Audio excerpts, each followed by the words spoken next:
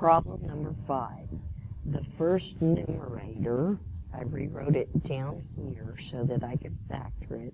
Multiply the first number times the last number, and you get a positive 6. This is the pair that's going to add up to get negative 5. Since this is not 1, I have to use the long factoring. In place of the 5x, I put these two terms so that I can make two groups of 2. 2x will factor out of this group. A negative 3 will factor out of this group. I factor out a 2x. 2's cancel, x cancel. 2's cancels, x cancels. 3's cancel, 3's cancel. And so I have a repeated term of x minus 1 and 2x minus 3. That's going to be my first numerator. My first denominator, each one of these terms has an x, so I'm going to factor out an x. The factors of 3 are 3 and 1.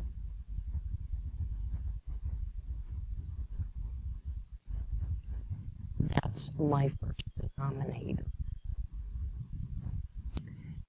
My next numerator.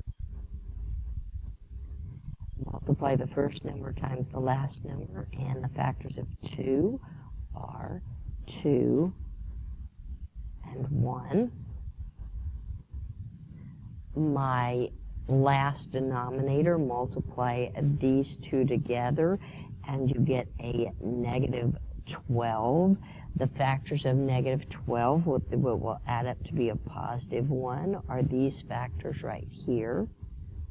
So I am going to replace this with a negative 3x plus 4x. Still have the 2x squared. Still have the negative 6. Two groups of 2. Let's see. X will factor out of this group, and a positive 2 will factor out of this group. X, 2x minus 3.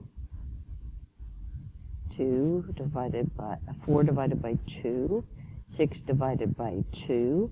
I have a repeated factor, 2 minus x plus 2. Now that I factored all the different parts, I am going to put those back together in a fraction.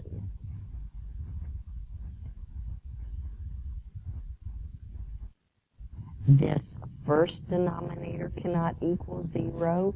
This cannot be a positive 3 because that would make this part equal to 0. This cannot be a negative 1 because that would make this part equal to 0. This cannot be a 2/3.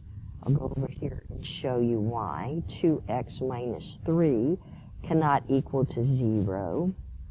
Add 3 to both sides, divide by 2, and it's a good thing I checked that out because I typed it backwards. This cannot be a 3/2, and so this cannot be a negative 2. That would make this part go to 0.